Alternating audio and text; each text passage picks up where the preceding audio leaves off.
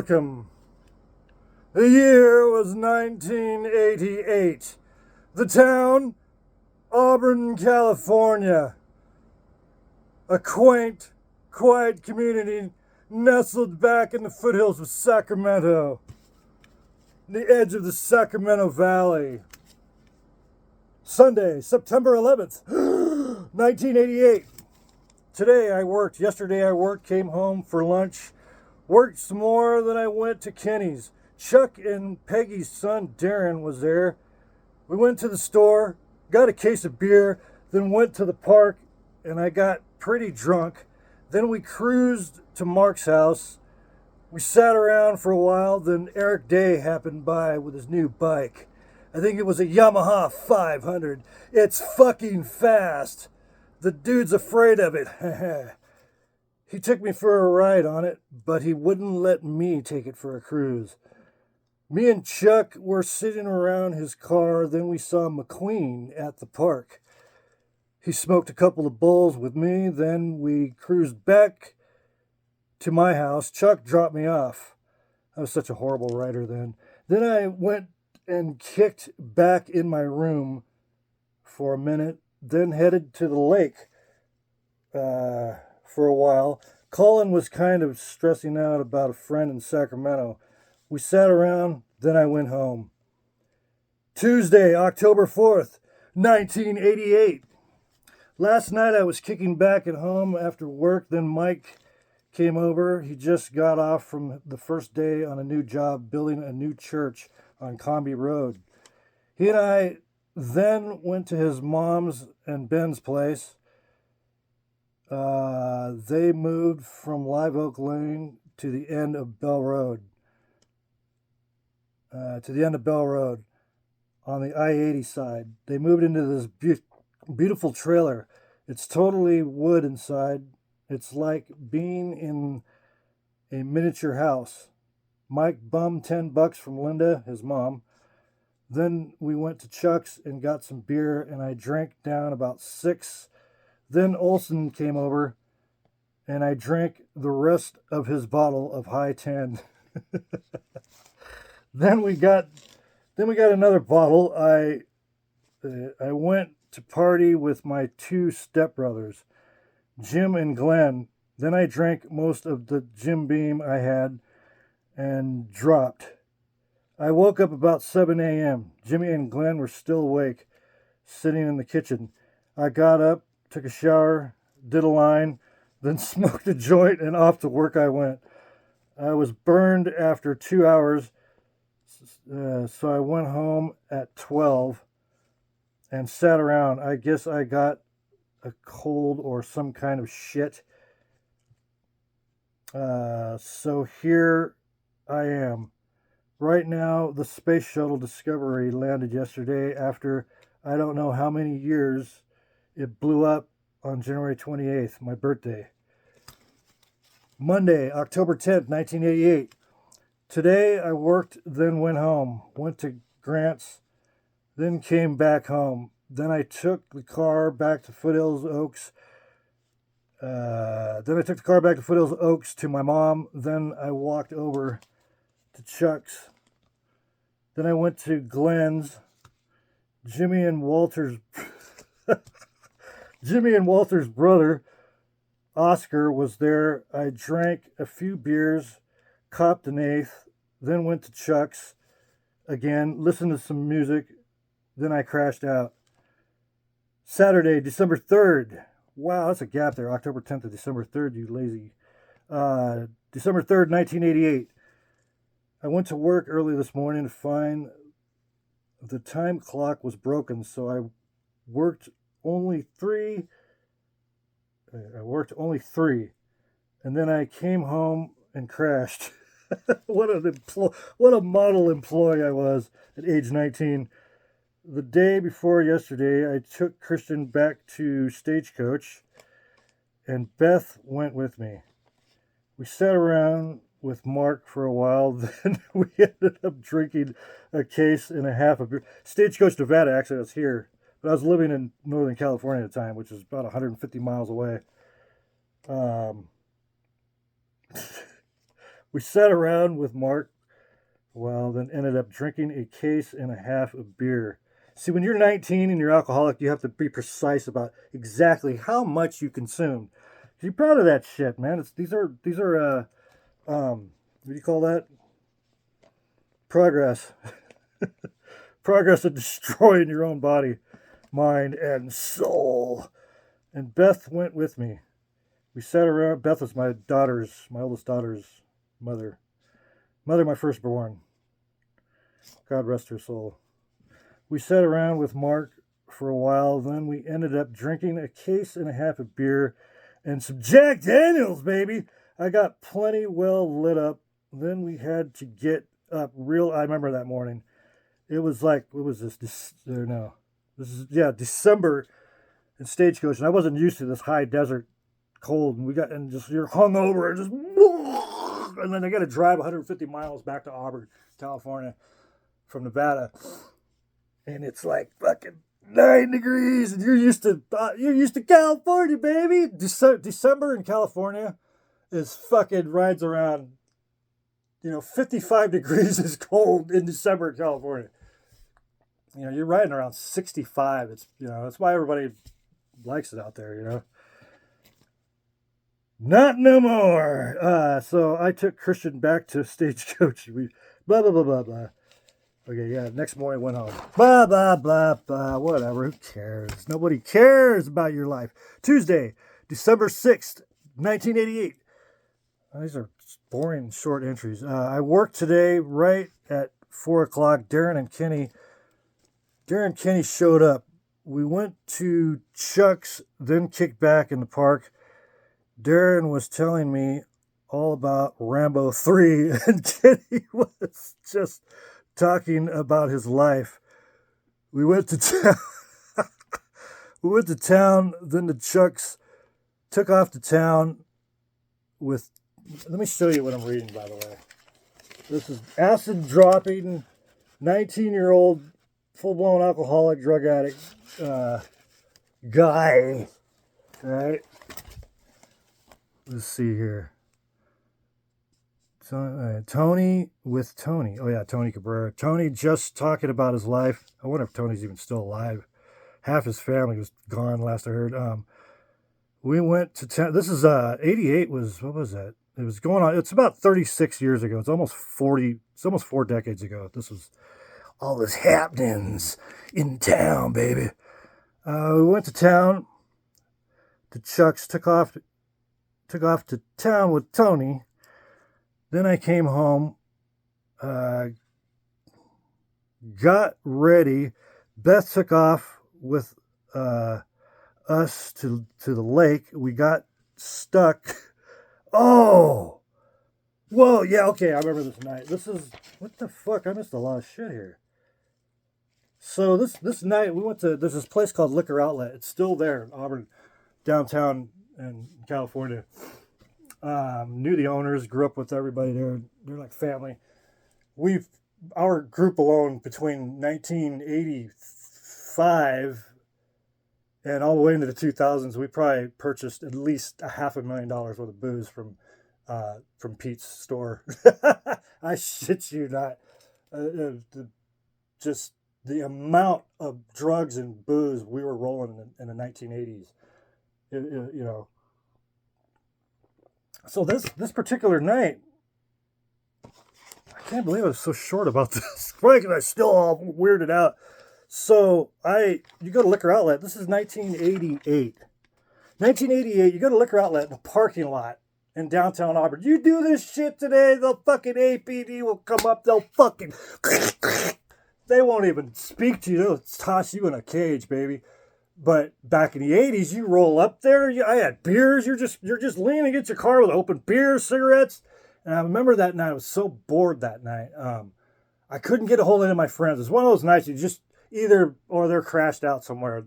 Your friends disappeared. When you're rolling that hard at that young of an age, your friends disappear. Because they went to some cabin in a mountain with some complete stranger, passed out. Got drunk for 3 days and passed out for 2 days. or went on a meth binge or something. And so that was a boring night. And I couldn't find anybody. I couldn't get no cell phones. You know what I mean? So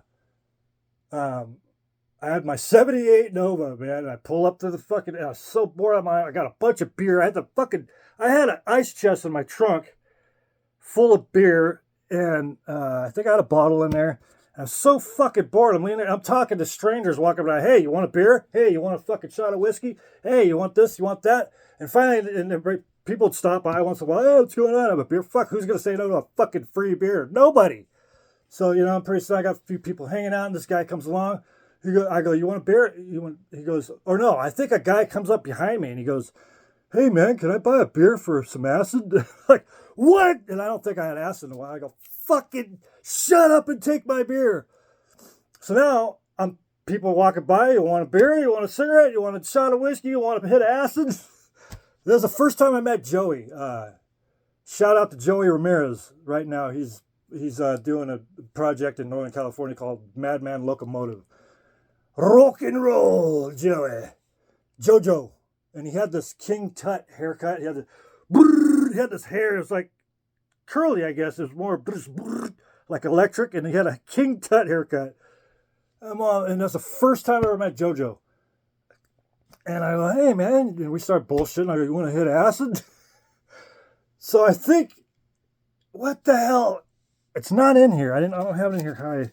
How the fuck did I hook up with Kenny? Because Kenny wrecked my car in the lake, in Folsom Lake that morning. Kenny. Fucking learn how to drive in the dark on acid, Kenny. I don't think Kenny was. No, I don't think I had that much. I think I dosed out of people. I think I didn't have any left when I ran into Kenny. So, I wound up taking a hit of acid. Now I don't know how I found these guys. 4 o'clock during, December 6th, 88. Rambo 3. Where the hell are we? Headed back home. Oh shit, did I lose it? Yeah, okay. Chucks took off to town with Tony. Then just got... So I got all this booze, and I think I just ran into the Kenny. Yeah, because Tony was with us too. We had a carload. I wound up with a carload. I found Kenny, and Kenny was my road dog, one of my road dogs, by the way. Really tight. God rest his soul, Kenny too, man. All these people are gone. They're all gone. So yeah, we're in a carload. So I come home. By then it's like fucking 2:30 in the morning. For some reason, I thought my mom was always gone anyway. She's either working at night, she's a night nurse, bingo, gambleaholic. So she was always either crashed out or gone. I knew she was gone that night. I thought my stepdad, Art, who fought in World War II, by the way, I got old parents, I thought he was gone that night. So I come home with a carload. I'm on acid. I'm taking shots of whiskey. And let me tell you something. You know anything about LSD? You do LSD, it's fun. You do LSD on some beers. You do LSD and you're drinking whiskey. You are on another ride, honey. You understand Jim Morrison and break on through. And you understand all that. So I'm just flying high. I'm on my Nova. I got a carload of people. I drive back to the apartment. We're coming up the stairs, busting into the fucking laughing. Ah! I bust into my room and I wake up my old lady, Beth. And she's like, "Pega, what the fuck?" And we're all fucked up. And I noticed out of the corner of my eye, Kenny's over there fucking with my 12 gauge. He told me later, he goes, I was going to fucking pop up around out the window. I go, dude, we would have the cops for sure. And he couldn't get it he couldn't operate it. Thank God. He didn't know that little lever. Winchester 12 gauge has there's a little thing that, to unlock the pump. And I grabbed my fucking, I was so fucking high. I grabbed my crossbow. I had a crossbow. And I pulled the thing back with an arrow on it. And I shot it straight through my lampshade. I had this beautiful lamp. It was a lady. It was a Spanish woman. beautiful Spanish woman, and there's a sculpture, and there's a lamp. I love that fucking lamp. I wouldn't let it go of that forever. And I grabbed that thing, and I had this wall-sized mirror. And I fucking picked up this lamp, and I'm just fucking threw it into the mirror. And being on that LSD, when that lamp hit the mirror, the wall, it was like slow motion. You could see all the little spiderweb patterns develop open in the mirror. It was fucking awesome. And then all of a sudden, I hear this, "What the hell's going on in here?" And I look over at my stepdad is at my door. And his hair's all fucked up, white hair. He's an old man, old World War II war combat veteran. "What the goddamn hell?" I go, "Hey," I end up hugging on him. "I love you, baby." Mwah. And then we got the hell out of there. And we went to Folsom Lake in the middle of the fucking night. I let Kenny drive because by then I was too fucked up to drive. And we're down at Folsom Lake. And we're in the mud. And I didn't realize because that lake, the Rattlesnake Bar Rattlesnake Bar is in kind of near Granite Bay, south of Auburn. And it fucking gets way low, like the whole Rattlesnake Bar area it's just a mud bog.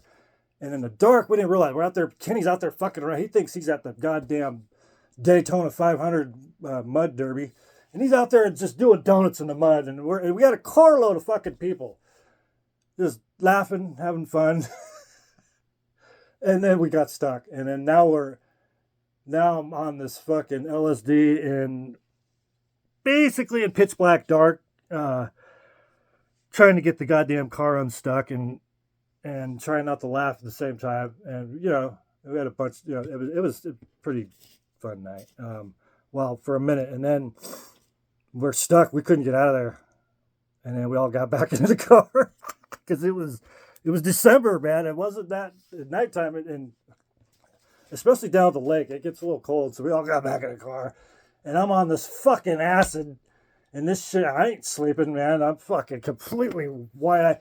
And I started thinking, and I used to work for the Cowboy up the fucking road. When I say up the road, it's up the old country road. And I remember, John's ranch is just right up over these two hills. So I told these motherfuckers, I will see you in the morning. I'm going up to Winton Ranch, and I'm gonna go wake up John. And John was the Cowboy's best friend. They were best friends since high school. It was cool watching those two old farts. They're old, and and they're high school buddies. And the Cowboy told me one time, he goes, "You ever find a friend like that? Don't let him go." And anyhow, so now I'm tripping over rocks and weeds and mud and almost pitch black dark. There wasn't any moonlight or starlight. And I'm just on acid in the dark over rocks, and because I got to hike out of Rattlesnake Bar, get to Sherland Track Road. No, not Sherland Track Road. I think it was a different road. Yeah, I did some fucking hiking. Not Sherland Track. It wasn't all the way to Sherland Track, but I got some. And then all of a sudden the music starts getting in my head. Planet Earth is blue, and there's nothing I can do. Like David Bowie.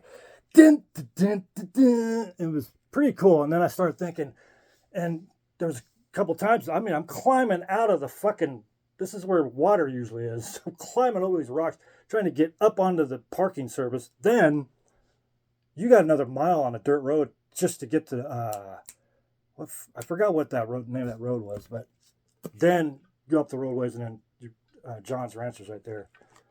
So, and I'm tripping and literally tripping, and what do we got? 19 minutes. I'm tripping, and then I started thinking. That was my first mistake right there. I started thinking. It's like thinking about the news. The local news are like, they find all those dead bodies out by, down here. I go, what if I just stumble over it and start freaking myself out? I go, all right, enough of that. Back to ground control to Major Tom.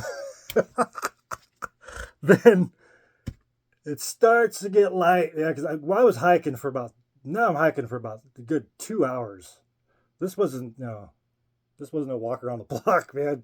I'm hiking out of Folsom Lake, and so I'm starting to kind of come down off the acid. Like, all right, now you're just kind of wired because that's just the way it works, and it depends on. But so I get to John's, and he's already up because old people get up early, and he's like, "Hey, come on in, Jimmy.